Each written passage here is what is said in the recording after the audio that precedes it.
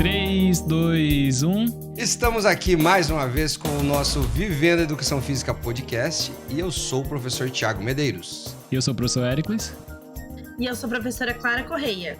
A nossa entrevistada hoje, então, é essa queridíssima professora, eu vou ver se eu acerto o nome, hein? Doutora Clara Quinerim Correia. Ela que é personal aquático, trabalha com bebês, com crianças. Ela também é coordenadora pedagógica da Funfit Academia e, consequentemente, ela também é autora do livro sobre metodologia do ensino das atividades aquáticas.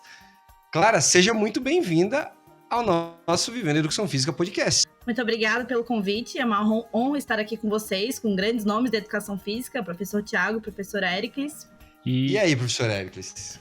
Você que eu já comecei apresentando, já apresentei ela, nos apresentamos. Fala pra nós alguma coisa aí, pergunta alguma coisa pra Clara. Então vamos lá. Vamos hoje tentar aqui... Nossa primeira entrevista da semana passada, a gente fez meio que... Parecia um podcast, mas parecia um podcast, sabe? O flow ali, quando tava entrevistando os candidatos à presidência. A gente fez meio que uma sabatina, né? Então hoje vamos tentar levar as coisas aqui um pouco mais voltado na conversa.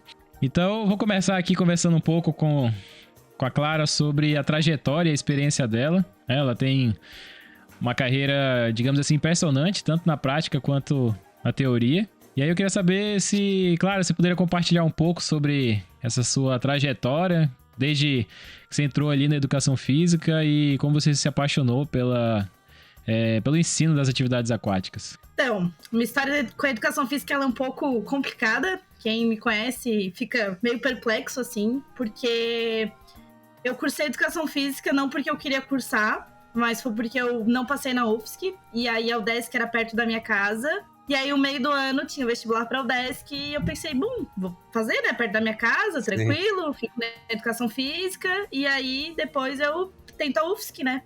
Só que no ensino médio, eu tive bolsa de iniciação científica do ensino médio, no colégio de aplicação. Então, sempre fui muito vinculada à pesquisa, sempre me interessei muito por essa área. Então, em agosto, eu fiz o vestibular, passei para educação física, mas nunca tive a intenção de realmente finalizar o curso, ou seguir na carreira, ou, enfim, estar onde eu estou hoje. Mas, quando eu entrei na graduação, eu pensei, né, se no ensino médio eu tinha uma bolsa de iniciação científica que me dava uns troquinhos ali, R$100 na época, eu vou tentar procurar uma bolsa de graduação, né, de iniciação científica para graduação. Quem sabe eu goste, quem sabe eu aumente meu dinheiro, quem sabe eu consiga comprar uma coisinha para mim, fazer um pé de meia, fazer alguma coisa. E aí eu fui conversando com os professores, fui pesquisando os grupos de pesquisa, fui tentando identificar quais áreas que eu gostava mais em educação física. E eu não sabia de absolutamente nada. Então, eu não sabia dos projetos de pesquisa, eu não sabia de projeto de extensão, eu não sabia a potência que o Cefid era em relação à pesquisa e o meio acadêmico. E, conversando, pesquisando, eu acabei entrando no laboratório de psicologia do esporte e do exercício. Coordenado pelo professor Alexandre Andrade. E na primeira semana da graduação, eu já entrei lá e falei, eu queria muito uma bolsa nesse projeto de adolescentes com obesidade, que eu me interessava bastante. E aí eles falavam, olha, a gente não tem bolsa agora, mas se tu ficar de um semestre de voluntário, em janeiro a gente vai liberar a bolsa e quem sabe, se tu se dedicar, se tu for comprometida, a gente pode te oferecer uma bolsa. E eu falei, vou pensar, né? Vou ver se eu gosto, vou ver se eu fico, vou ver se, né, eu me interesso, pra daí em janeiro, depois de agosto, né? Agosto, setembro, outubro, novembro, dezembro. Janeiro eu consegui uma bolsa e ficava e via se eu gostava. E aí eu me apaixonei. Eu me encontrei, eu falei, é muito legal, pesquisa, acho que é isso que eu quero fazer da minha vida. Eu tive um vínculo muito forte com as pessoas do laboratório, eu me encontrei ali, eu falei, é a educação física que eu quero pra mim. Mas em nenhum momento eu pensava na parte das atividades aquáticas. Eu sempre pensava na área acadêmica, em ser uma professora de ensino superior, de ter um grupo de pesquisa, de liderar um grupo de pesquisa, de passar num concurso público. Sim. Então eu sempre tive muito esse desejo assim, de estar dentro de uma universidade, de estar dentro de um ensino superior. Então fui cursando as disciplinas, fui me interessando por determinadas áreas. E aí a gente vai mudando. Então, comecei a gostar muito das disciplinas de aprendizagem motora, de desenvolvimento motor, de recreação e lazer, essas disciplinas mais voltadas para a parte infantil, né? Para a parte até ali a primeira infância, bebês, crianças. Então, sempre tive um olhar mais diferenciado para isso, além de, claro, as disciplinas voltadas para o meio acadêmico. Então, disciplinas de projeto de pesquisa, bioestatística, tratamento de dados, TCC1, TCC2. Então, sempre tive essa junção, assim, na minha formação acadêmica e pessoal. Sempre gostei muito. Até que eu tive a disciplina de natação. E eu sempre gostei de nadar, sou manezinha, então vivi na praia, vivi na piscina. A água nunca foi um problema para mim. Sempre tive muita dificuldade de entender como é que as pessoas não sabem se virar na água. Hoje eu tenho uma outra perspectiva, hoje eu entendo muito mais. Naquela época que eu fiz a disciplina de natação, eu ficava olhando para os meus colegas e ficava... Como assim você não mergulha? É tão natural. É só colocar o rosto na água. Como? Olha, teu aluno tá aí, ó. Teu aluno tá aí. Explica aí agora pra ele. Como? Não, pra mim era assim, era algo surreal. E eu ficava olhando os meus colegas e eu falava, gente, é tão fácil. Como assim? E aí eu comecei a me interessar pela disciplina de natação, comecei a participar do projeto de treinamento e aperfeiçoamento, que é o que a gente tem meio-dia. Naquela época eu já participava do Judesc e ia pela modalidade de natação também, mas nunca, em nenhum momento, imaginei trabalhar com natação. Até que na disciplina de natação eu quebrei muitos paradigmas na minha cabeça, quebrei muitas coisas, eu fui entendendo próximo as dificuldades e que comecei a entender sobre afogamentos, quando a gente teve aula com o guarda-vida, entender que afogamento é a primeira causa de morte em crianças e que a gente, como profissional de educação física, nós sim podemos atuar nessa área, nós podemos lutar contra isso. E não é só afogamento em piscina, é em balde, é em vaso, às vezes um bebê cai numa poça d'água e não consegue levantar a cabeça para respirar, então acaba se afogando. Então, assim, muitas coisas que envolvem o ambiente aquático. Sim. E hoje a minha realidade, a gente mora numa ilha, são 42 praias. A maioria dos prédios tem piscina. Então as pessoas têm, e se não tem piscina, tem uma piscina de plástico de 1.000 litros em casa. Então o verão é quente, as pessoas estão em contato com a água. E eu sempre tinha aquele questionamento, né, de como é que eu vou levar essa informação para as pessoas, né, de que a gente precisa de atenção, a gente precisa de um braço de distância, a gente precisa estar junto com as crianças. E aí a disciplina veio com esse mudança de chave na minha vida e eu falei, cara, eu acho que eu quero trabalhar com natação.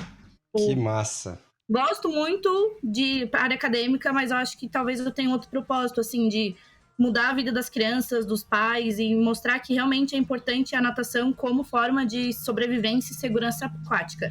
Além de todos os benefícios da prática de atividade física, de interação social nas aulas coletivas, de estar com um aumento do gasto energético, qualidade melhor de sono, atividade escolar, enfim, todos os benefícios que isso traz. E na disciplina de educação física, na disciplina de natação, nós temos o projeto Tibum, que é até hoje mesmo, após a defesa, eu pretendo continuar atuando. Sou apaixonada por esse projeto e que dentro da disciplina de graduação, eles trazem a parte da extensão. Então, os próprios alunos da graduação, eles são obrigados a ministrar 8 aulas de natação para as crianças. Entendi. Então, não tem, não quero, não tem, não vou, não tem, hoje eu não posso. É no horário da aula e conta como nota. Então, é basicamente o que estão fazendo, que é a curricularização da extensão. Então, nessa disciplina sempre existiu e eu bato o martelo que deveria ter em todas as outras e que é importante isso para o professor realmente, quando está se formando, perceber se é realmente aquilo que ele quer da vida. Sim. Talvez esse meu amor pela natação tenha surgido por causa do projeto Tibum e da importância da natação e da minha vivência aquática, mas talvez possa ter acontecido com o vôlei.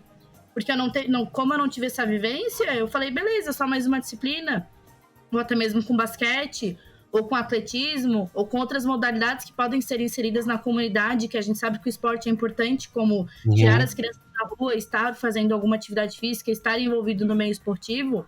A natação, ela trouxe isso. Então, essa disciplina, né, essa curricularização da extensão.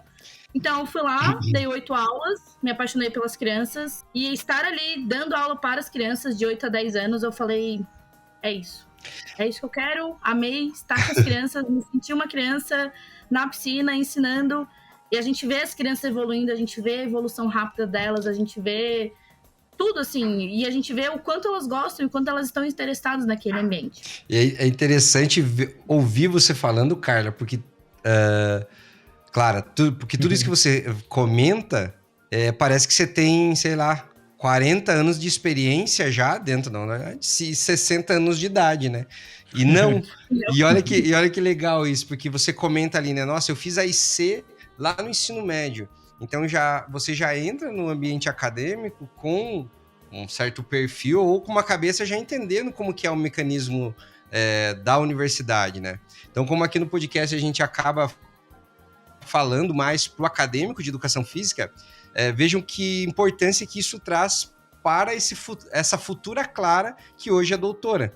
Né? Situando também o pessoal que vai ouvir depois, a Clara, quando ela cita ali, ela mora em Florianópolis, né? Então a UFSC, que é a Universidade Federal de Santa Catarina, o DESC, que é a Universidade do Estado de Santa Catarina, que é onde eu fiz o mestrado e doutorado, o Éricles também e a Clara também, né?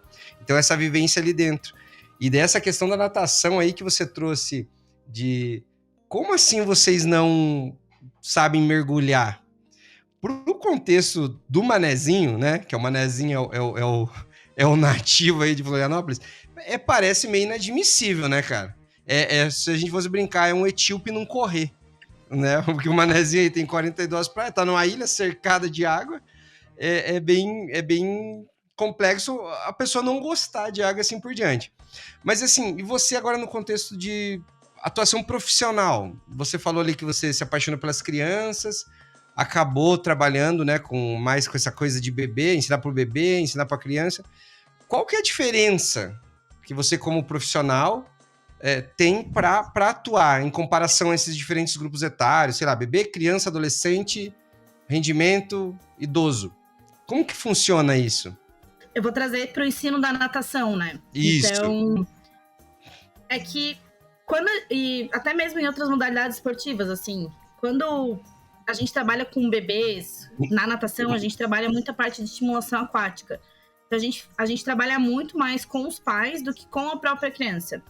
Então, isso já é um diferencial de quem for atuar com esse público de natação para bebês. Então, as aulas que a gente dá, as aulas que eu ministro, eu ensino os pais a como que eles podem fazer no banho, como é que eles podem fazer na banheira de casa, como é que eles podem fazer na piscina de casa. Então, é uma aula para criança de estimulação aquática, não é nem natação, a gente chama de adaptação aquática, estimulação aquática, que a gente está usando o ambiente aquático para estimular aquela criança motoramente, psicologicamente também, sensorialmente. Então, a gente faz os estímulos, a gente coloca água no rosto, a gente trabalha as trocas de decúbito com a criança, a gente trabalha a posição dorsal, então a gente trabalha os primeiros mergulhos. Então, a gente faz essa parte da ambientação aquática para a criança entender que, opa, isso aqui é um ambiente diferente do meu natural e como é que eu posso me comportar nesse ambiente. Então, eu posso sair do tapete, eu posso... criança que já engatinha, criança que já caminha, a gente sempre ensina a segurança, entra sempre quando alguém responsável autorizar, as atividades sempre sai quando alguém autorizar, então a gente já começa a trabalhar como eu posso dizer, essa repetição para a criança entender quais são os limites dela dentro do ambiente aquático, respeitando esse ambiente. Tem momentos que a criança vai querer se desafiar e vai querer sair do ambiente, sim. Mas aí cabe o professor ensinar aos pais para quê? Para que ele dê esses limites para a criança, limites de segurança, são limites que a gente chama de limites saudáveis, para a criança entender que se ela ultrapassar aquela barreira, ela pode sofrer um acidente, ela pode ter ela pode se assustar, pode acabar se tornando um trauma. Então, quando a gente trabalha com esse público de bebês, que a gente fala de até 3 anos, a gente tem esse cuidado de estou dando aula para os pais. E aí muda tom de voz, muda jeito que tu fala, muda postura, muda tudo. Porque quem que tá ali te olhando, quem tá te avaliando é o próprio pai que tá ali na tua frente. Sim. Então, a logística de aula muda. Quando a gente começa a progredir da faixa etária, a gente pensa ali de 3 a 6 anos, a gente entra para as crianças e a gente usa o contexto para conduzir as nossas aulas. Então, um bom perfil para trabalhar de 3 a 6 anos é um professor que tem bastante criatividade, é um professor que estuda bastante sobre tipos de educação, então educação positiva, educação não positiva. É um professor que entende que é uma criança que está em desenvolvimento e que é uma criança que pode ter crises de birra, entender o que é uma birra, entender que tem crianças que se fogem um pouco da rotina, ela já vai muito estressada para a aula, ela já muda, tem crianças que têm comportamentos desafiadores. Então é um professor que exige muito dele para que ele entenda que eu não estou aqui somente para ensinar natação. Eu não estou falando para a criança pegar uma pranchinha e bater perna para outro lado. Mas eu estou aqui para entender como é que essa criança ela é no todo, no geral, para então eu incluir a natação no ensino dos natos, atividades. Sim. E a gente sempre pensa que a cidade a gente trabalha num contexto. Então, não vou chegar para o aluno e falar, pega a prancha e vai. A criança de 3, 4 anos, ela não vai querer fazer Ela isso. nem quer fazer aquilo, na verdade. Ela quer se divertir, porque a água, de novo, a água é um ambiente divertido de ficar, né? É um ambiente gostoso. Sim, ela quer mergulhar, ela quer brincar, ela quer se soltar, ela quer fazer coisas que na terra ela não faz. Porque o pai tá ali, não sobe, não faz, não. Aí ela tá na água, ela quer mergulhar, daí vem o professor, não. Então, é uma fase que tem que ter muita paciência, tem que ter muita cautela. Sim. Então, a gente usa de histórias para passar aula para as crianças, a gente usa atividade de cores, a gente usa atividade, até mesmo se a criança fala um pouco de inglês, a gente usa atividades que tragam para essa realidade da criança. Então, a gente usa um contexto que vamos fazer uma pilha bem alta de prancha e depois a gente vai derrubar essa prancha.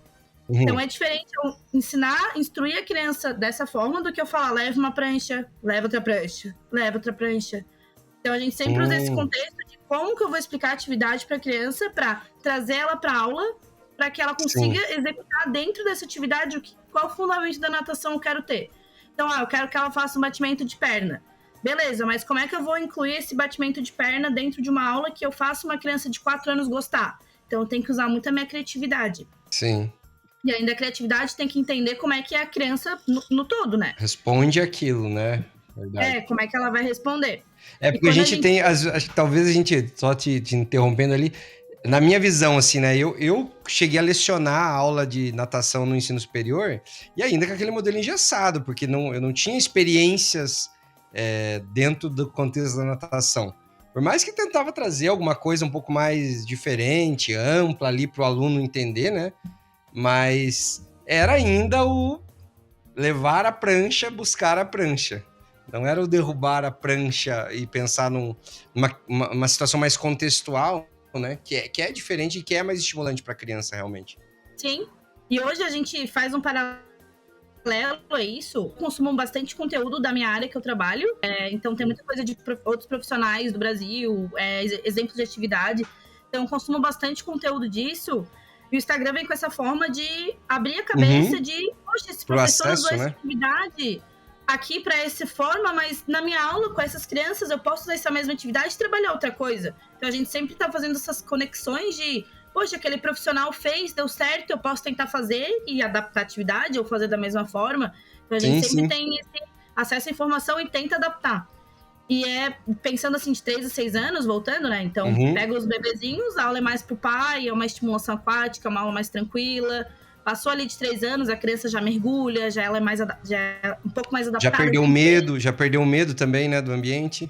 Já entende comandos, já entende que é uma aula, porque a criança, a partir de 4 anos, é obrigada a ir pra escola. Então, são crianças que já convivem em coletividade. Verdade. Então, são crianças também que não, ali nos bebês, às vezes é só relação com os pais em casa, e aí leva na natação e estranha bastante, porque tem outras crianças. Então, a gente muda muito, assim, de 6 meses a 4 anos ali, pensando nesse meio tempo. E aí, voltando, né, o professor tem que ser muito criativo e entender o que se passa fora no ambiente dessa criança, né? Então, se vai pra escola, se não vai, como é que é a relação com os pais, se é uma criança que tem comportamentos desafiadores. Sim. Então, a gente já tem que mudar toda a nossa dinâmica de aula para poder entender e acolher essa criança, né? Porque eu deixa eu pensar, trabalho com natação desde 2016, 17, 18, 19, 20, 21, 22, 23.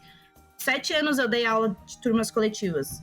Então, são turmas que eram 12 crianças de 3, 4 e 5 anos. Então, assim, é difícil, é desafiador muito pro professor.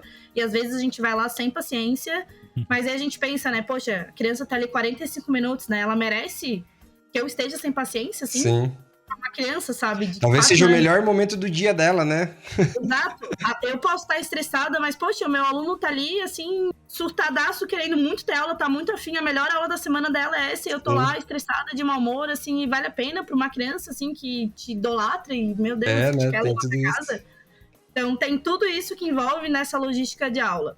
Quando a gente pensa ali de 6 a 9 anos, as crianças estão ali na sua personalidade, então elas basicamente determinam se elas gostam ou não de natação. Então a gente tem 2 grupos, assim. Sim. As crianças que gostam de aula de natação, tu segue uma aula, assim, daí a gente pensa na ampulheta de Galarrui, ali 6, 7 anos, já tá na fase especializada, então a gente já começa a refinar os nados, a gente já começa a ensinar o quê? Técnica. Ali, a partir de 6, 7 anos, a gente ensina técnica. Até 6, 7 anos é vivência aquática. Mudança de posição, cambalhota, a gente trabalha os nados rudimentares, mas assim, bem menos do que quando a gente pensa nos 6, 7 anos. A ênfase não é isso, né, nas idades anteriores, né? Não é isso. A ênfase é sobrevivência aquática. Boa. Beleza, o meu aluno tá aqui numa festa de aniversário na piscina, empurram ele na piscina. O que ele tem que fazer para sobreviver? Então, esse é o foco dessas crianças de 6 até 6 anos. Por quê? A maioria das piscinas não dão pé. Criança acima de 7 anos já começa a dar pé nas piscinas, então é mais seguro, é mais tranquilo. E é aquilo, né? A gente nunca sabe se a criança vai cair numa cachoeira, se ela vai cair numa piscina. Então, ela tem que saber sobreviver na água e saber... Tem um termo que os profissionais usam, né? Que é lutar contra a água, ou combater a água. Eu não acho muito legal isso, porque eu não vou com uma espadinha lutar ali na água, né? Enfim. Dá então uma sensação de adversidade. Então a gente tem que dar o maior leque de habilidades motoras para a criança na água, vivências motoras, para poder ela saber se virar, assim, ó. Cair na piscina, o que eu faço? E é aquilo, uma coisa que tu comentou mais cedo sobre botar água no rosto. A maioria das crianças não suporta mergulhar sem óculos. E a gente tem que lutar, ensinar e mostrar. É bom tu porque numa realidade não vai dar tempo de você colocar o óculos, né, bebê? Não, a realidade tu tá de roupa, a realidade tu tá de qualquer jeito, a realidade às vezes tu cai de cabeça, a realidade tu... Sim. Nunca se sabe o que acontece. Então, a gente tem que pensar na nossa realidade. Pô, deixa eu só te perguntar assim, ó, que nem você tá falando da faixa etária ali. Eu já tô lá numa curiosidade, porque assim... Aqui em casa, a minha companheira, ela tem muito... Ela nunca teve, assim, essa convivência muito com a água.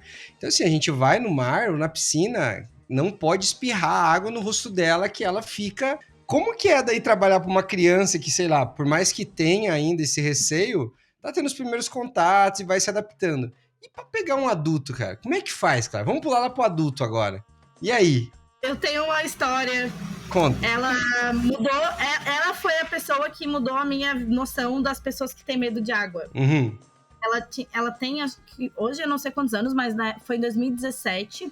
Quando eu tava com 1 ano trabalhando na academia de estagiária. Não era nem formada. Ou tinha recém me formado, enfim. Tava ali me entendendo na vida, né? Meu Deus, tenho um diploma, agora o que eu faço? Tava entrando no mestrado também. E aí ela chegou na academia, assim... Tive 2 sobrinhos que se afogaram, morreram. Caraca.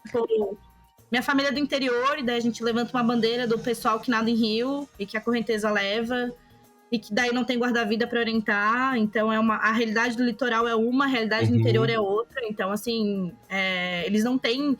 Aqui a gente tem o guarda-vida na praia, aqui tá o pessoal para instruir. Acontece qualquer coisa, o guarda-vida vai lá e resgata. Lá no interior, difícil. Pega um monte de rio... A pessoa não sabe ver onde é que tem correnteza, se joga, leva, e isso daí não é nem caso que se passa no jornal um ou outro, mas assim, acontece muito.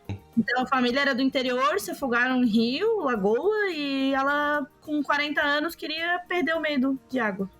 E aí eu falei, que ótimo! Ai, vem pra cá, eu vou ser informada, vem que... Não, no caso dela, assim, era por muitos anos ela tomava banho em salão de beleza, porque ela não podia tomar banho no rosto, chuveiro, não podia água no rosto. E eu fiquei assim, ó, que? Como assim? Justo eu!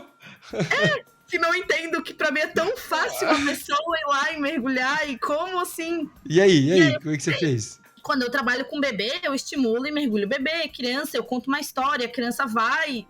Mas adulto, eu não vou contar uma história. Todo traumatizada já, todo traumatizado. Adulto, eu não vou jogar água no rosto e falar, vamos mergulhar, 1, 2, 3, mergulha. Como que eu vou fazer essa criatura mergulhar e nadar? Primeira aula, ela ficou meia hora na escada, grudada.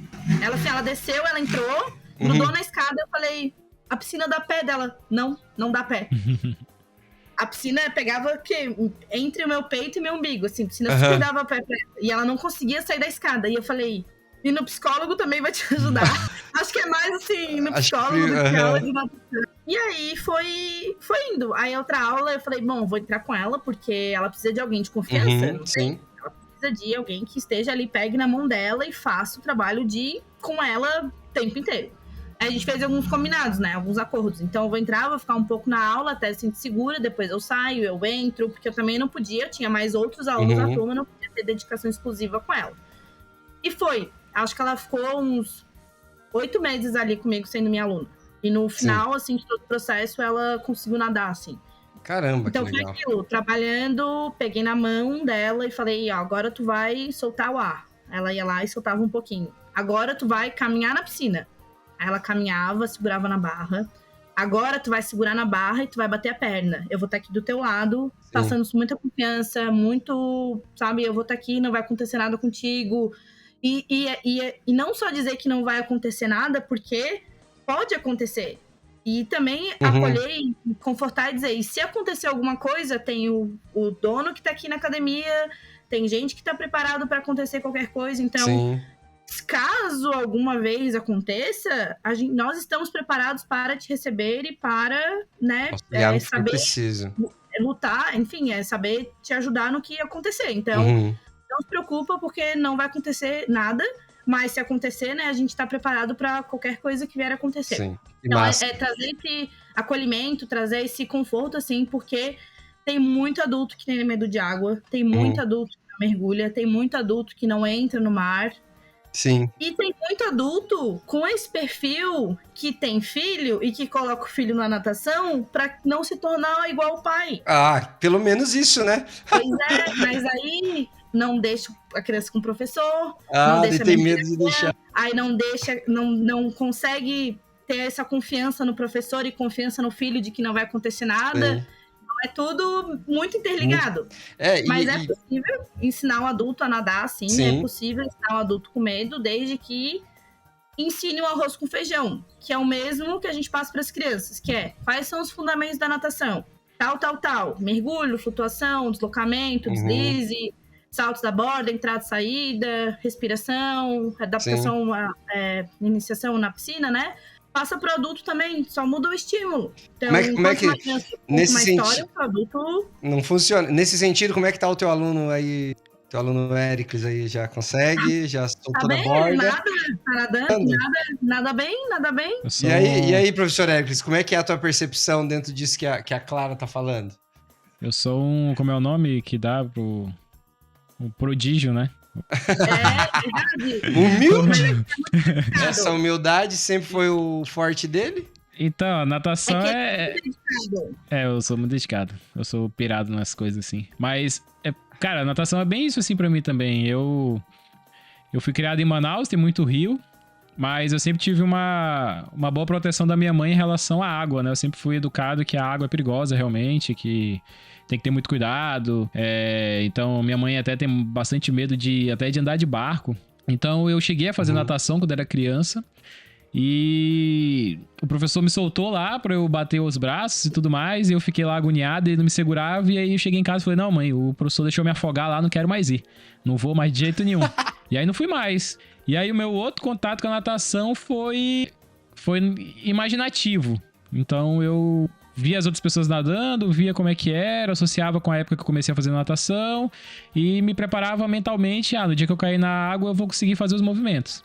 E aí eu fui ter o contato na faculdade. E aí realmente eu sabia nadar, sei lá como, mas eu não tinha essa base da natação ali, de que se me saltasse ali pra eu precisar flutuar, eu não conseguia. Eu conseguia atravessar a piscina de um lado pro outro. Então, sei lá, eu acho que em 100 metros eu conseguiria me salvar se eu tivesse do local que me saltaram até a borda de algum local, né? Mas além disso, eu acho que talvez seria perigoso. Então, eu fui ter o contato na faculdade. E isso foi complicado também porque essas dificuldades, esses desafios que você falou, Clara, até então, são com a criança e com o bebê, são bem parecidos com o que o professor de educação física passa também dentro da escola. O que muda é o meio ali, né? Então, eu lembro de fazer meu estágio na creche e as dificuldades eram as mesmas. Então, a criança birrenta, tinha que ter a parada mais, como é que eu posso dizer, mais lúdica para poder ensinar as coisas. Então, a minha dificuldade era essa, né? Tinha que cantar, tinha que fazer brincadeirinhas, essas coisas. E com a mudança que vai pra água, E aí eu lembrando da época que eu tava na faculdade, a minha disciplina de natação foi totalmente voltada pra técnica da natação. Em momento algum tive o ensino de como lidar com a criança, qual a escala da aprendizagem motora e do desenvolvimento motor que eu posso desenvolver com essa criança dentro do meio líquido, eu não tive. Então eu sabia muito bem que, de tanta idade, na escola eu desenvolvo habilidades fundamentais, depois eu vou pra especializada e eu não posso trocar isso e beleza. Só que na natação não, na natação meu pensamento era o seguinte, qualquer aluno que eu tiver, eu vou ensinar ele a nadar. Então eu vou ensinar ele a fazer o crawl, a fazer o nado peito, a fazer o nado costa e tudo mais. Uma criança de 3 anos. Não, e aí eu sabia que criança muito nova tinha o surgimento dessa, pelo menos lá em Manaus ainda era muito sensacionalista ainda o surgimento dessa natação para bebês. Então eu sabia que tinha isso, que era um campo que eu realmente tinha que fazer um curso separado para fazer. E aí o vídeo do cara pegando o bebê, jogando na piscina, e o bebê nada e faz um monte de coisa. Eu pensava que isso aí que era o massa. Aí eu fui descobrir agora que realmente não existe isso, né? E aí eu queria saber de você, né? Como que você vê tanto a nossa formação como profissional? Eu sou licenciado, então eu deveria ter tido mais essa parte do desenvolvimento, até porque tem escolas que têm piscina, escolas particulares, escolas públicas também, que têm piscinas para desenvolver a natação, mas em momento algum a gente durante a faculdade é ensinado a natação para bebês, natação para crianças, desenvolvimento motor para crianças em meio líquido. A gente não tem essas coisas. Eu queria saber como é que você vê essa nossa formação ali dentro da nossa formação, como a gente forma os professores para lidar nesse ambiente. Então, eu vou falar... Hoje as coisas mudaram um pouco. Eu vou falar somente do Cefid, da UDESC, que é onde eu tenho participação mais efetiva. Eu não sei como é que são os outros cursos de graduação, não sei nem como é que funciona a ementa da UFSC, né, em relação a isso. Mas falando da UDESC, a minha formação com natação, ela foi exatamente isso que o Eric falou, né? Entrei aqui, vou ensinar a nadar, bate perna, gira o braço, e é isso aí. E como é que a gente ensina uma pessoa a nadar, né? Porque quando a gente pensa em natação, é ensino dos nados, né? Então é crawl, cos, peito, borboleta, sequência pedagógica, correção de técnica, como é que eu faço os educativos para a pessoa nadar. E boa. Mas a gente só pode fazer isso quando uma pessoa já está adaptada ao meio líquido e já tem ali 6, 7 anos que ela já tá pronta para poder ensinar os nados. Mas e aí quando a gente pega um adulto que não sabe nadar? Mas e aí quando a gente pega um bebê? E aí, quando a gente pega uma criança traumatizada que se afogou, como é que a gente faz? Então, isso foi muito da minha prática, da minha experiência profissional. E uma coisa que o Eric tocou, né? Eu fiz muito curso de natação. Então, fiz bastante curso de natação para bebês. Fiz curso de hidroginástica também, fiz curso de natação infantil, fiz curso de professor criativo, fui muito atrás dessa formação continuada, né? Essa formação específica para o que eu queria atuar no meu futuro. Então, são coisas que a graduação não me deu, mas eu, Clara, sempre gostei de estudar, sempre fui atrás e sempre senti muita necessidade de, beleza, e se eu tiver esse aluno, o que eu tenho que fazer com ele, né? A graduação não tem... A gente não faz uma disciplina, um curso de natação. Eu não fico 4 anos estudando natação. Sim. Então, talvez se tivesse uma graduação de natação mesmo, talvez a gente aprendesse, tivesse disciplinas para isso, mas a gente pensa ali, são 4 créditos por semana, num semestre, e é isso aí. E dentro desses 4 créditos, a gente ainda tem um projeto de boom. Então, fica muita coisa atropelada, atravessada, e que é muito difícil na natação fazer a conexão com as outras disciplinas. Então, em nenhum momento de aprendizagem motora, a gente pensa em como é que eu vou trazer isso para a minha prática da disciplina, né? Como é que eu vou fazer uma instrução, como é que eu vou dar um feedback, como é que eu vou trabalhar com crianças, qual a diferença de bebês, de adultos, de lidar com os pais, de ter conversas... Porque a gente também tem conversas difíceis com os pais e a gente precisa ter. É uma questão de gerir, né, cara? Não sei se você enxerga assim, mas eu fico pensando assim, às vezes eu comento com os alunos, galera, a gente às vezes fica muito focado, eu como professor, né, como docente no ensino superior, vejo os meus alunos muito focado, por exemplo, na questão do elemento técnico, seja da área que for. Então ele quer aprender, na natação, o crawl perfeito. Ele quer aprender para ele. Ele quer aprender e desempenhar, né? E desempenhar. E daí ele esquece, você deu um exemplo ali, ó.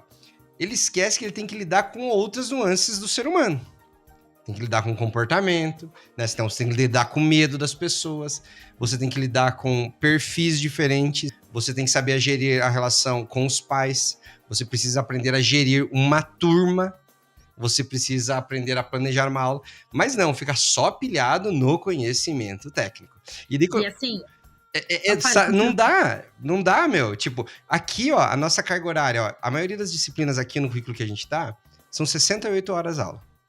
Por exemplo, assim, ó, eu dou aula de futebol e futsal. Um semestre eu tenho que dar futebol, outro futsal. 34 horas para cada uma delas. É inviável. Eu falo pra eles assim, galera, se vocês gostam e querem atuar, vocês têm que procurar fora. Aqui a gente te dá o básico para você graduar. Mas se você quer se especializar, não é aqui o local. Não é. A nossa formação é generalista. Então é legal que você ressalta isso, Carla. Clara. Nossa, tô com Carla na cabeça. Acho que você pode falar da Carlinha.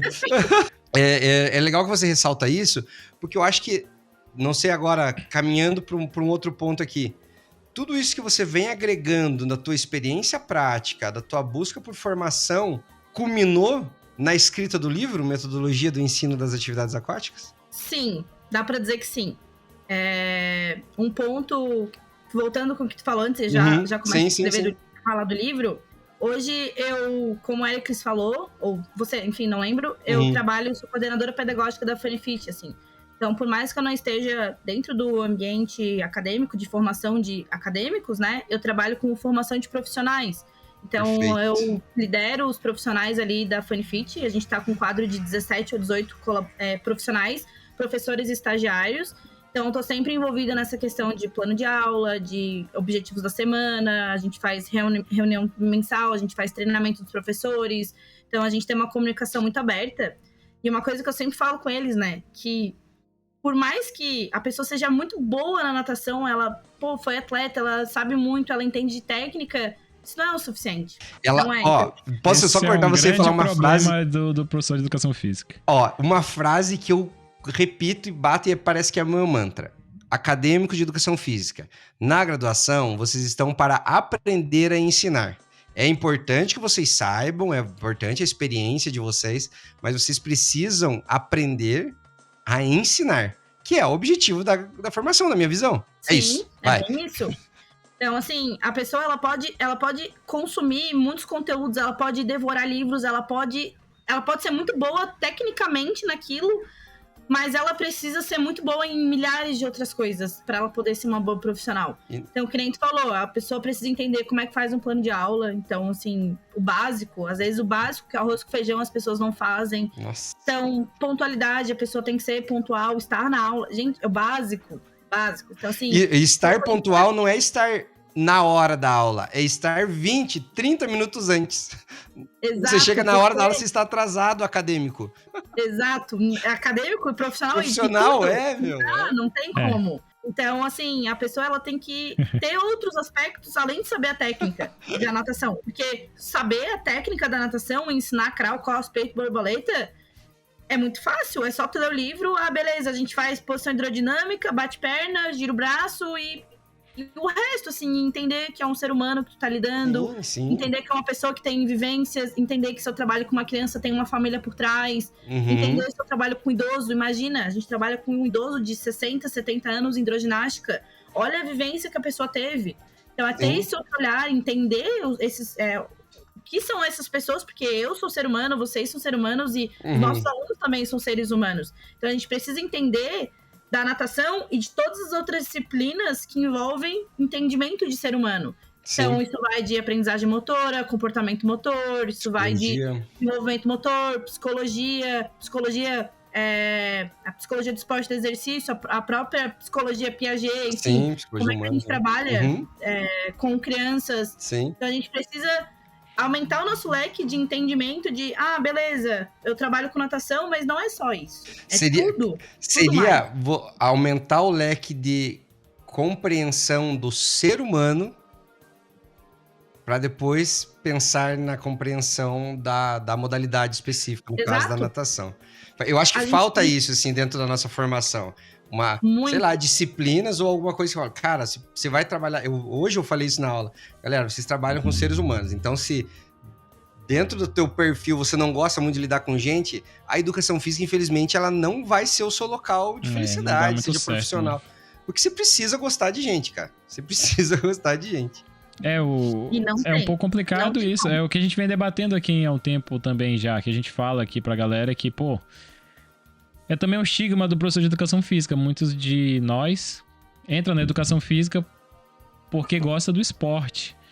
E eu tendo uma experiência sendo consumidor de serviços de atividade física, e eu vejo que muito da autoridade desses profissionais é desenvolvida em cima do quanto ele desempenha na modalidade que ele ensina. Então, agora no triatlon, os principais treinadores, eles não são bons porque são bons treinadores, eles são bons porque eles tiveram bons resultados. Sei lá, o cara fez Ironman 50 vezes. Tá vindo o treinador top porque, o que ele tem? Não, ele fez o Ironman 50 vezes. Aí você fala, pô, legal, né? É o discurso de autoridade da performance, né? Aí, tipo, outro dia, tava no grupo lá, vai vir o cara do bike, vai fazer o bike fit e... Tá, qual que é o currículo do cara? Ele é o melhor ciclista de... Toda vez que tem Ironman, ele é o melhor ciclista. O cara é foda, o cara é muito forte. Aí eu falo, pô, o cara pode até ser um bike fitter top, assim, deve ter um conhecimento biomecânico top, mas ninguém falou disso. Falou que ele é bom porque ele... Tem o melhor tempo na bike dos Ironmans que teve. E daí para entender alguém que, por exemplo, não tem o recurso suficiente para comprar uma bike de alta performance, mas quer fazer triatlon, o cara não tem. Não tem essa parada, né? E... A gente olha só pro resultado e não olha por trás, né? O que causou isso, o que influenciou nisso, né? E é uma responsabilidade, eu na minha visão, cara, é uma responsabilidade do profissional de educação física. Sabe, às vezes a gente tem ainda aquele resquício de querer dizer, a responsabilidade é do sujeito, né? Do nosso cliente ali, no paciente, seja lá o nome que for dar. E se esse sujeito tá vindo atrás de você, a partir disso é responsabilidade tua entender, logicamente, junto com ele e puxando para você. Olha, preciso entender que esse cara aqui não vai ter o recurso para comprar a bike, mas ele quer fazer o triatlon, como que eu adapto isso para ele, para dentro da realidade dele. Eu pego aqui uma pessoa traumatizada com a questão da água, como é que eu faço isso para ela? Né?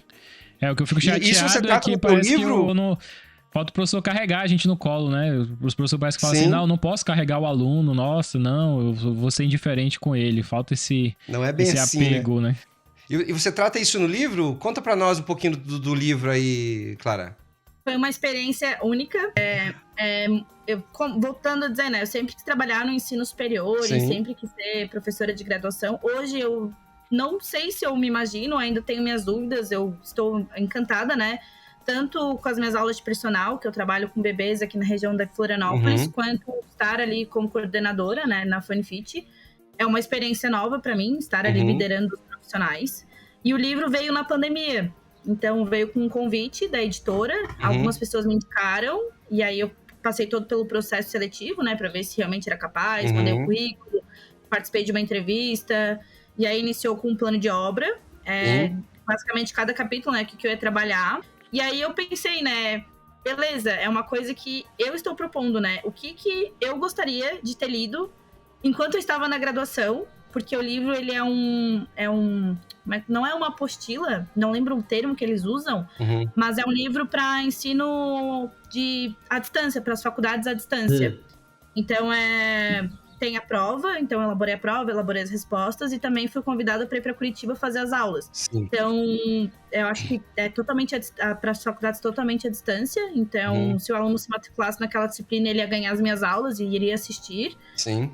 E a todo momento, quando eu estava escrevendo o livro e pensando nos capítulos e o que eu escrevi, qual que era a mensagem que eu queria dar em cada capítulo, era o que faltou na minha formação e que eu gostaria de ter escutado, que eu gostaria de ter lido, e que poderia ter tido uma diferença, enfim, nos meus primeiros anos como natação.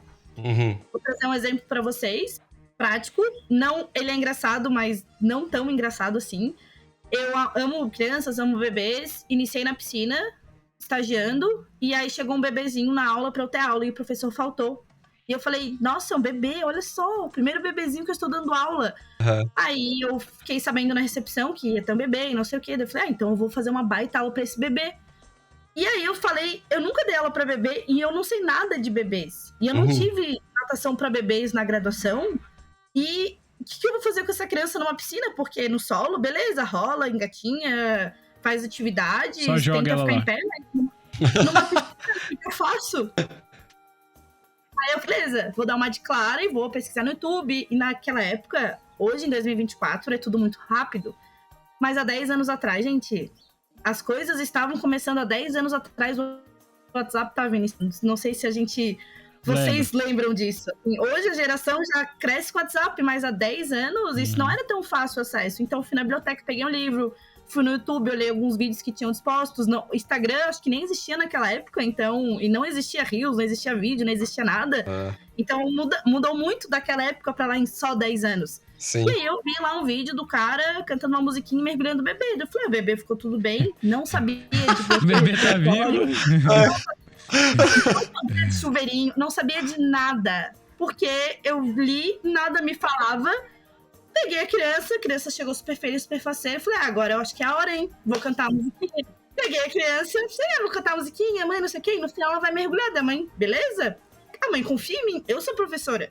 Nossa. Né? Peguei a criança, beleza. Mergulhei a criança, ela voltou, reflexo da glote, não tinha sido preparada. A criança voltou, se assustou. Com o reflexo, ela realmente se assustou e começou a chorar, não parou mais. E eu pensei, bom, pelo menos ela não se engasgou, ela não aconteceu nada, ela só se assustou com o movimento. Tá respirando. Tá respirando, tá vivo, né? Tá chorando, tá vivo. É isso. Primeira meta da aula, né? A criança não se afogou e não morreu. Tá massa, tá massa. Já então foi... E esse questão de estar chorando é o que esses vídeos dos professores que jogam as crianças, que é o método forçado de natação, falam. Quando a criança cai na piscina, ela se vira e ela começa a chorar, o professor fica, que bom que tá chorando, é sinal que tá respirando. Desculpa. Independente se a criança tá bem, se ela tá tranquila. E nunca mais quer entrar na piscina. Nunca mais. Não, a criança nunca vai se afogar. Não vai ver piscina nunca mais na vida. Enfim, aí eu peguei a criança, chorou. Eu falei, olha, mãe, acho que realmente se assustou um pouquinho, mas é normal. Minha mãe ficou tipo, é normal mesmo. Eu falei, é normal, mãe. Segurando... Eu falei assim, ó, meu Deus, eu sei que eu cheguei no banho, eu falei, gente, o que eu acabei de fazer? Será que é isso que eu quero pra minha vida? Gente, é uma criança, é uma vida, e se tivesse acontecido alguma coisa... Olha, eu não dormi aquela noite, fiquei mal porque é uma responsabilidade. Muito e aí grande. A ficha veio, eu falei, cara, como assim? É uma vida que tá na minha mão, sabe? É uma responsabilidade absurda. E aos pouquinhos eu fui juntando um quebra-cabeça. Eu falei, preciso estudar de natação pra bebês, eu quero, eu gosto... Formação fora, porque a graduação não me deu pra isso. Não me deu graduação, não deu... como é que é? Base. Não deu base pra isso. Sim. Hoje eu sou convidada pra dar uma aula de natação pra bebês, pra disciplina de graduação. E eu já saio falando que eles são abençoados, porque às vezes a gente tem parte prática com bebês, que a gente consegue levar algumas crianças. Então é algo mais palpável pra eles entenderem que é um caminho a eles seguirem. Aí no livro eu pensei em tudo isso que eu não tive e que eu gostaria de ter tido enquanto eu estava na minha formação, né? Nossa, então... que massa. Eu acho que isso é um diferencial do material didático para quem realmente está estudando hoje, né? Vamos dizer assim, o nosso público, de pegar um tipo de material assim. Porque eu acho que conversa mais com a realidade do estudante. Lógico, existem conteúdos, existem materiais que precisam ter a profundidade ou aquela coisa mais fora do que é o pessoal do escritor ali, né? É normal. Mas nessas questões que a gente vê, né, para uma situação talvez mais prática, eu me imagino encontrando informações assim relacionadas às áreas que eu gosto. Vou pegar um exemplo ali que eu dando aula de futebol e futsal, né?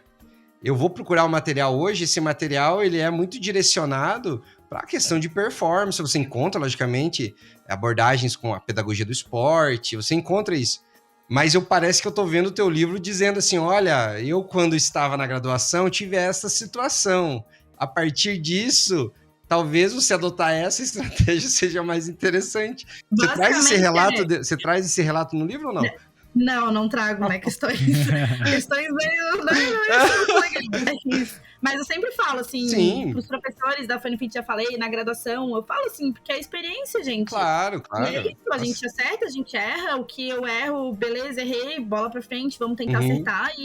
E é mostrar que ninguém nasce sabendo. E quem termina a graduação falando eu sou o melhor do mundo, desculpa. Tá meio errado. Falta ainda bastante pra chegar nisso. Falta trilhar um caminhão ainda. Sim. Hoje ainda tenho muitas coisas nas aulas, assim, de aprendizado, de conhecimento, assim, mas já dei um passo do final da graduação pra cá. Me formei em 2017, há 7 anos, então sigo aprendendo todos os dias. Mas o livro veio com essa ideia mesmo de, poxa, eu não tive isso, é legal vocês terem isso. E hoje, se me dessem a oportunidade de escrever uma nova versão, eu incluiria muito mais coisa. Então, a gente tem coisas para incluir, coisas para melhorar. Mas eu acho que, como base para uma pessoa que quer entender de natação, assim, tem a base de tudo. É aquilo, tem um pouquinho de cada coisa que é importante da pessoa saber. E se ela realmente quer, ela pode ir atrás para poder ter essa especialização nisso. Tem um capítulo no livro que é a especialização dos professores, né? Como é que faz essa formação profissional. Então, eu indico cursos, indico profissionais para eles acompanharem. Então, trazendo um pouco também do mundo deles, né? Porque hoje um aluno que está na graduação é diferente da minha graduação, o acesso é tudo muito rápido, é tudo muito diferente, assim. É uma coisa que nós estamos nos adaptando e eles já estão a 1000 anos-luz na nossa frente. Na graduação, quando eu tive aula de natação, o livro base era o 1000 exercícios de natação. E abrace e te vira, cara. Com 1000... E aí, Éricles? E aí, professor Éricles? No meu não tinha livro, não. O meu, a prova era completar os 25 metros no estilo e depois mais 25 outro estilo, tava aprovado. Eu vivi isso aí também. Aí no Cefid eu vi gente tendo prova disso. Sério? Eu tive prova disso. Você teve prova disso? Eu tive. E eu tenho as minhas grandes divergências em relação a esse tipo de ensino. Eu acho que hoje os professores já caiu um pouco mais essa questão de tu é obrigado a saber nadar perfeitamente para poder passar. Então, é mais importante tu saber ensinar realmente do que tu saber fazer. Sim. Porém, por exemplo, na natação, o professor, quando a gente trabalha com criança, precisa ter muito feedback visual. Então, a instrução visual. Então, é mostrar para a criança como é que ela vai fazer o movimento, como é que ela vai bater perna, como é que ela vai respirar pro lado.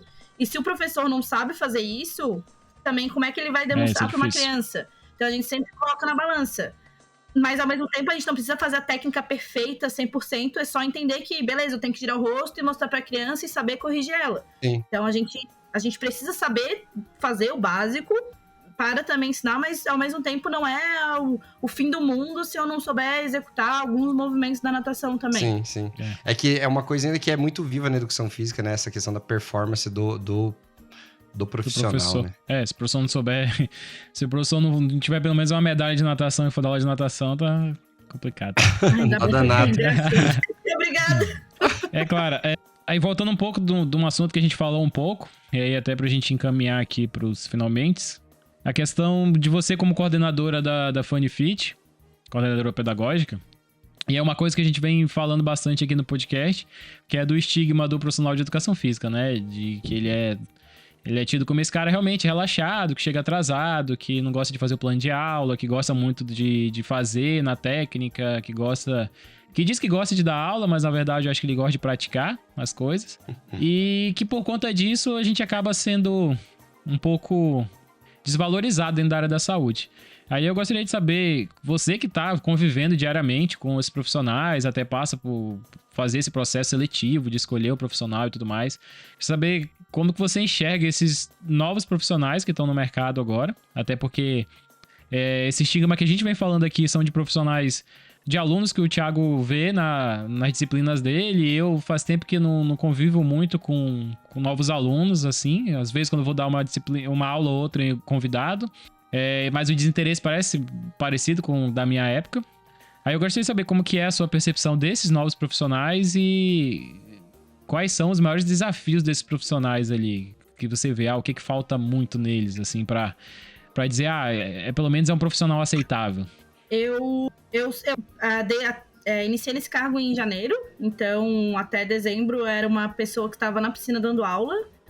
Então, graças à minha formação e querer ir atrás e, enfim, ser dedicada, eu sempre cheguei no horário, sempre fiz plano de aula, sempre fiz as coisas fazerem sentido, pensando que, poxa, não tem como evoluir uma criança se eu não tiver o mínimo de um planejamento. Não tem como eu fazer uma aula decente se eu não tiver o mínimo, assim, de noção do que eu vou fazer com aquela criança. E eu estava lidando com profissionais ali, tanto na outra academia, quanto na FANE, enfim, que eram, beleza, a gente tá aqui dando aula, ninguém cobra, a gente faz o que a gente quer, a gente, né, tá aqui, ninguém reclama e a gente vai seguindo assim. E eu sempre fiquei muito incomodada, assim, do tipo, cara, eu tô fazendo o meu e não me incomoda, e eu nunca fui aquela pessoa que fiquei tipo, ai, nossa, ela não tá fazendo, eu vou falar pra uma pessoa que ela não tá fazendo dela. Eu acho que as pessoas têm que ter maturidade e saber e assumir, assim, eu faço o mínimo e é isso aí, ou eu faço o meu máximo e é isso aí. A gente tem 2 tipos de pessoas, né? Aquela pessoa que vai chegar, não vai falar com ninguém, vai dar aula e vai embora, e é isso aí. Não vai fazer nada pela empresa, absolutamente nada, ela só quer ir lá receber o salário e ir embora. E a gente vai ter uma pessoa que vai querer estar fazendo parte da empresa. E aí a gente tem que lidar com essas 2 pessoas. E o que é a maior dificuldade? É pegar essa pessoa que está ali só para dar aula e trazer ela para a empresa e fazer com que ela faça parte da equipe. Sim. E aí, como é que a gente faz isso? A gente tá implementando uma cultura na empresa, então as pessoas hoje gostam de estar ali conosco, então tem muitas coisas a melhorarem, assim, de pontualidade, que eu acho que é o principal, assim, é entender que se a aula começa 7 da manhã, a pessoa tem que estar ali pelo menos 15 para 7 para receber o aluno, para arrumar a piscina, para estar ali. Não é para ela chegar 7 horas esbaforida, trocando maiô e recebendo a criança, o pai, o aluno, enfim, um adulto. Então, acho que essa questão de pontualidade é a maior dificuldade que a gente tem. Antes, o professor era livre para fazer o que ele queria. Então, hoje, eu tenho os objetivos da semana e eu mando para todos os professores. Então, é um trabalho de coordenadora que exige bastante. E aí eles elaboram os planos de aula, eles são livres para elaborar o plano de aula, escolher as atividades, desde que cumpram com os objetivos que a gente quer para aquela semana. Então, eu vou lá, corrijo todos os planos de aula, envio os feedbacks, eles refazem, e aí na outra semana tá pronto para eles colocarem em prática todo aquele planejamento de aula. Acho que a maior dificuldade que a gente tem, que as empresas têm, e que é o mal da educação física, é ter uma cultura de empresa. Então, por exemplo, não é porque a minha empresa ela tem 3 funcionários que a gente não vai dar uma atenção para ela. Por exemplo, não vai ter uma cultura de exigir que as pessoas cheguem no horário.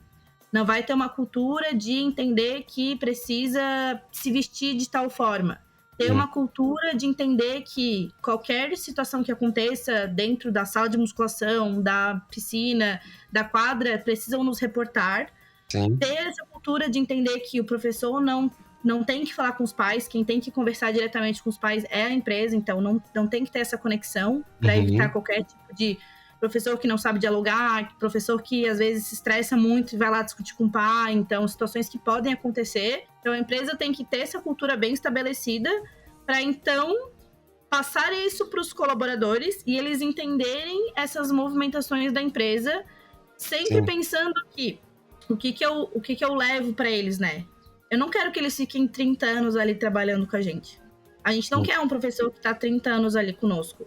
Porque um professor que está há 30 anos é um professor que vai ficar acomodado, que não vai querer dar aula, que já vai ter idade, que já vai estar cansado, já vai ter muitos vícios. Sim. Então é mais fácil a gente trabalhar com a formação do professor de natação. Então ali é um campo para eles se formarem como professores de natação. Perfeito. Para então eles decidirem se eles querem trabalhar em Curitiba, se eles querem trabalhar de personal ou se eles querem seguir outra carreira. Sim. Então a gente entra com essa perspectiva de estamos aqui para formar profissionais de natação para que, talvez daqui a 10 anos, eles falem, trabalhei nessa empresa, eles me formaram, eles me ensinaram. E aí, o que a gente ensina para eles? Que é isso, chegar no horário, estudar por fora, fazer curso. Então, a gente a gente tem um canal no Instagram, então a gente sempre tá mandando atividade. Então, todo dia tem gente mandando atividade. Então, olha isso daqui, olha essa live, olha esse conteúdo, olha não sei o quê. A gente tem um grupo no WhatsApp, então a gente sempre tá mandando atualização de olha isso daqui, vamos fazer esse curso, olha essa oportunidade. Então a gente sempre tá instigando os professores e sendo exemplo. Então tem um curso domingo de manhã, eu vou estar junto fazendo com eles. Então para eles se sentirem também não nessa pressão, mas se sentirem tipo, poxa, ela tá fazendo, por que eu não posso? Por exemplo, poxa, as meninas são donas de uma empresa com 4 unidades, como é que elas chegaram até ali? Então a gente começa a trazer esse querer de, poxa, como é que eles conseguiram chegar até aí? É o lance da gente ser o exemplo, ser o motivador desses futuros profissionais, né? Eu acho que é muito legal ouvir essa fala assim, Clara, porque talvez eu tenho estudado muito essa questão da nossa nova geração, né? A geração Z e tal. Compartilho bastante com o Eric sobre isso. E são coisas que a gente traz aqui para dentro do podcast, nas nossas falas, porque é a geração que eu tô tendo contato hoje na formação, né? Então, é a molecada aí de 18 anos de idade e que tem esses valores, essas questões diferentes e que às vezes choca alguns colegas meus mais experientes que eu ali, que se esses caras não fazem nada. Lógico que mexe comigo ainda, porque a minha geração é diferente da deles, mas eu tô procurando entender. E tem muito disso que você falou aí, né? Daquele perfil do sujeito que vai se envolver com a empresa, com o local de trabalho, enfim, lógico. Eu tenho as minhas ressalvas com relação a essa questão do envolvimento com o trabalho, né? Que não é a única coisa da sua vida, mas é importante que o momento que você esteja ali, você esteja realmente ali, né? E eu acho que é um grande processo. Essa questão, outra que você falou de eles buscarem a formação paralela, vamos dizer assim, a própria graduação, né? Vocês recebem estagiários aí? Recebemos. Né? A própria formação ali, e logicamente, depois que você se forma também, acho que meio que se coaduna com o nosso lema aqui dentro do Vivendo Educação Física. A gente tem um lema, claro, que é assim, ó, não existe valorização profissional sem esforço pessoal, né? Como que você vê isso, ó, trazendo para o teu contexto aí de gestor agora, dentro da natação, dentro da nossa educação física, como que você vê isso, esse nosso lema, e quais conselhos que você daria para esse estudante de educação física que está iniciando ou que vai iniciar sua carreira profissional agora e que é a questão das atividades aquáticas? O mínimo é que goste.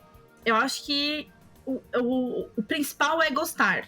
Acho que a partir do momento que a gente gosta e a gente se encontra naquela modalidade, a gente se encontra naquilo, a gente vai motivado intrinsecamente a querer mais, consumir mais, a querer mais, a gostar mais, a estar de cabeça naquilo. E eu acho que hoje a geração Z, né, eles são muito bons em muitas coisas. E a gente precisa entender o que as pessoas são boas.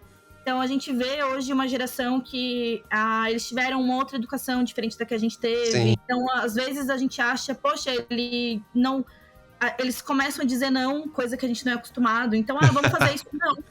Eles falam na cara, né? E aí tu fica meio, tipo, como assim você não vai fazer o que eu estou pedindo? Oi? Quem você tem esse conceito? Você me obedece aqui, ó. E não é assim. E aí tu volta a pensar que eu estou lidando com seres humanos. Sim. Então, beleza. Ok, você não quer fazer, mas e se você fizer de tal jeito? E se você fizer de tal forma? Então, a gente vai sabendo lidar com seres humanos, né? Então, eu acho que é uma geração que tá vindo muito, muito tecnológica. Então, por exemplo, marketing. Eu acho que marketing na educação física é uma coisa que vai crescer muito. Vai crescer por bem e vai crescer por mal. Então, acho que vão ter bons perfis profissionais. Então, o pessoal que tá fazendo reels. Hoje tem aquele daily, não sei se vocês acompanham, que são as pessoas que fazem o dia a dia da rotina. Então, eu gosto de acompanhar isso, eu acho muito legal. Então, eu vejo alguns colegas meus da educação física que tem os dailies. Então, horário de treinamento, como é que eles treinam, como é que eles trabalham, como é que eu trabalho. Então, a gente tentou fazer isso no Vivendo Educação Física, mas foi até um tempo a gente falou, caramba, cara, que difícil, porque parece que no nosso daily é tudo igual, cara. Porque E a gente não tá habituado com isso. Pega ali 20, 21 anos, eles já cresceram com isso. A gente ia na internet de escada. Né? Eu não vou ficar fazendo o dia inteiro. A gente tem que esperar meia-noite pra ligar na internet. Eles não, eles já nasceram assim, ó, internet, TV, telefone, já conectados.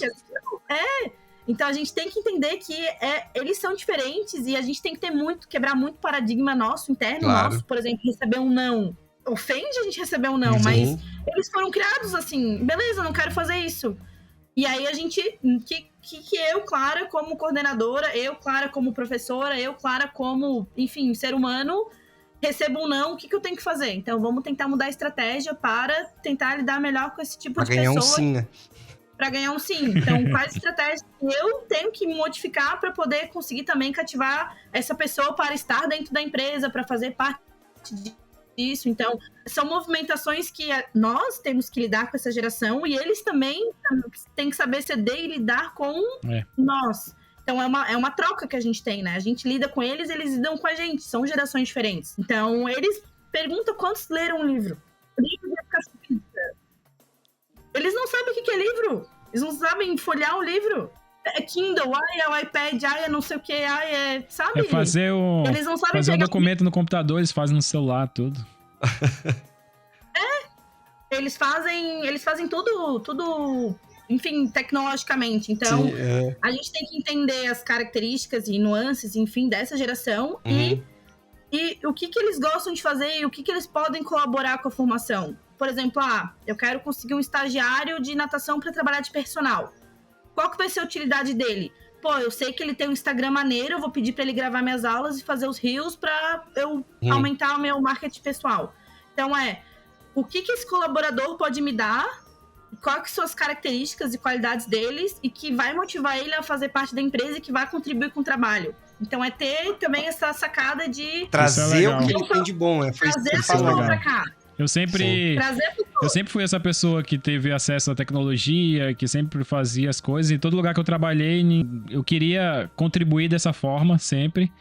E os donos das empresas nunca estavam muito interessados, assim. Eles preferiam pagar alguém. Então, eu lembro da primeira academia que eu trabalhei, eu era o professor da academia. Daí, eu montei um sistema de rádio na academia e a cada 10 minutos uma voz sintética falava para as pessoas guardarem o peso, a cada 10 minutos anunciava um slogan da academia. Eu fiz isso por conta própria, sem ganhar nada, e o dono da academia cagou pra mim, falou, beleza, legal isso aí.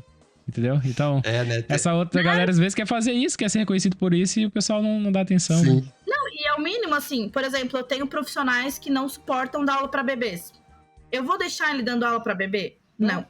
Então, assim, é o mínimo de lidar com ser humanos, e é isso aí. Sim. É um ser humano, tem limitações, tem dificuldades, e não vou fazer um escarcéu porque ele não quer dar aula para bebê? Cara, vou vencer essa batalha? Não. Vou causar um estresse na empresa, vou causar um atrito. Desnecessário, né? Vai causar um atrito desnecessário.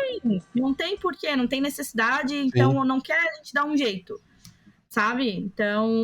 Outra coisa, comprometimento com o trabalho, assim, por mais que a gente veja as pessoas que estão engajadas e que gostem, assim, às vezes falta um pouco de noção com o próximo, assim, de entender como é que funciona o andamento das aulas, de entender como é que é a relação com o estagiário, de entender como é que é a relação com os pais, entender em que local a pessoa está e onde é que ela se encontra naquele momento, né? Sou um professor de uma academia, de uma piscina, então quais são as minhas atribuições? Sim. Então isso, às vezes, quando a gente recebe alguém na empresa, a gente tenta deixar o mais claro possível que você foi contratado para fazer isso.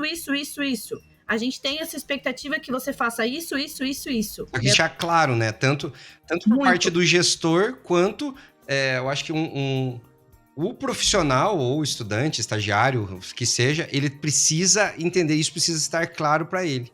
Porque, assim, eu vejo... Uma coisa que eu vejo dessa geração é assim, o combinado é o combinado. Eu tive uma situação hoje em sala. Os alunos, no dia de hoje, eles têm aula de atletismo antes da minha aula. Aí eu falo para eles, vamos combinar aqui. A aula de atletismo termina 10h10, 10h15. Nós vamos iniciar a aula 10h30. Porque daí vocês vão, tomam um banho, se achar necessário. Eu zoo eles, né? Passam o desodorante, não quero ninguém fedendo aqui na minha sala. Vocês vão lá, fazem o lanche de vocês e 10h30 a gente começa. Então, às vezes, a aula termina antes, eles vão lá na sala, eu não começo a aula antes das 10h30. Porque é o combinado, a gente assinou um acordo. Hoje, eu saí da minha sala, dá tipo 1 minuto da minha sala até a sala de aula. Eu demorei 2 minutos pra chegar, eles me mandaram a mensagem, não vai ter aula hoje? Aí eu vim pra eles, eu vim brincando assim. Eu falei assim, legal, né, galera? Assim, vocês são comprometidos, né? O que é falado é falado. Professor, e tal. Então, assim, uma coisa que eu acho que tem que ter muito disso, e talvez falte tanto pro gestor, quanto pro funcionário ali, né? deixar as coisas às claras. E o sentido de responsabilidade mesmo. Aí por parte, sei lá, desse funcionário. Que caramba, olha, eu me comprometi, eu assinei um contrato com ele, né? Meu contrato de trabalho. Caramba, e eu tô chegando atrasado? Né? Porque às vezes essa pessoa, igual a gente choca a gente a escutar um não deles, quando a gente dá uma puxada, eles não querem escutar também. Então, assim, Não, galera assim... da geração Z que está nos ouvindo, vocês precisam também começar a tentar lidar com o que é a realidade da vida de trabalho, tá? E também ter a humildade de falar, beleza, eu errei, eu cheguei atrasado, eu errei, vou tentar melhorar. E assim, o que mais a gente recebe é justificativas, mas é porque não sei o quê, é porque não sei o quê, é porque... Gente, tudo bem, sim, mas você entende que você se atrasou, você entende que você não está com a vestimenta correta, você sim, entende que você não está cumprindo com isso? Sim. Entendo, beleza, então errou, ok, vida que segue, agora muda a página e vamos seguir a vida utilizar essa situação como aprendizado, que é realmente, né, coisa que a gente aprende basicamente dentro da psicologia ali, né, meu, sem o erro não há aprendizado, então utilizar de alguma forma assim. Clara, a gente está indo para o encerramento aqui. Gostaríamos de agradecer imensamente a você aí, ceder seu tempo aí. Já estamos há quase 1h30 falando, quer dizer que o papo foi bom. Rendeu. Você gostaria poderia falar muito mais. É esse o processo. O que você quer deixar de recado final aí para o pessoal que vai assistir, que vai escutar a gente? O recado para esse futuro profissional de educação física. Se especializem. Busquem conhecimento fora, busquem contato com quem já trabalhou na área. A experiência, claro, a experiência minha e das outras pessoas não são as mesmas, mas podem dar ao norte, podem ir para a tua formação. E vai iniciar no local de trabalho, entenda as regras de convivência, entenda o que tem que fazer, o básico, para poder fazer bem feito. Então, o básico bem feito é a chave. Então, chegar no horário, cumprir com os planejamentos, cumprir com a vestimenta, cumprir com posturas, se tem que bater ponto, se não tem que bater ponto. Então, o básico bem feito é sucesso. Não tem que reinventar a roda, não tem que... eu vou fazer tal coisa. Faz o básico bem feito que tu já vai ser visto com bons olhos. Novamente, busque conhecimento fora. Nós lidamos com seres humanos, então não pense somente na técnica da modalidade, não pense somente, como é que eu ensino crawl costas, como é que eu chuto uma bola, como é que eu faço um duplo twist carpado na ginástica, mas entenda que a gente ensina ser humanos e que cada ser humano tem uma história de vida que a gente não conhece, que a gente convive 20 minutos com a criança, 40 minutos com o adulto, sim, então é um tempo muito pouco durante a semana para a gente poder... conhecer aquela criança, estar ali junto com ela. Então, entenda que são seres humanos, entendam que a gente, assim como eu, assim como o Thiago, como o Alex, também somos seres humanos. Eles também, precisam nos entender, assim como a gente precisa entender esses nossos alunos, né? Então, aquilo, fazer o básico bem feito, buscar a especialização da modalidade fora, então fazer cursos profissionalizantes e entender que nós trabalhamos com seres humanos e que é importante. E talvez o mais importante de tudo é entender que nós somos pessoas. Que massa. Perfeito, muito legal. Professor Éricles, e aí? É isso, os recados paroquiais? Então é isso. Poderia falar mais, né? Mas acho que tá tranquilo. Não, eu digo porque no final a gente tem os recados paroquiais do podcast. Manda lá. Então vamos lá. Então, muito obrigado a você que ficou até agora, esse momento nesse episódio, um episódio que aí desenvolvemos uma bela conversa por um bom período. Gostaria de agradecer. Geralmente, eu sei que você não fica até agora, que eu tenho acesso aos dados, né? A gente sabe que a galera gosta dos episódios mais curtinhos. Então, você que ficou até agora, muito obrigado. Vou aproveitar para convidá-lo e novamente lembrar que eu deveria ter avisado isso no começo, né? Convidá-lo a seguir os nossos perfis no Instagram, que é @vivendoaef. Então, a gente vai estar no Instagram e no TikTok com esse @. Esse episódio vai estar disponível tanto no Spotify quanto no YouTube. Então, se você está vendo no YouTube, ele também está disponível com áudio e vídeo no Spotify, no Apple Podcasts, no Amazon Music, nas principais plataformas de podcast. Você vai encontrar todos os nossos episódios. Então, é isso. Gostaria de agradecer novamente a professora Clara, o professor Thiago aí por mais um episódio. E é isso. Valeu. Guardo vocês no próximo episódio. Valeu, galera. Até mais. Obrigada, pessoal. Tchau, tchau. Valeu. E aí, cara? Acabou? Acabou.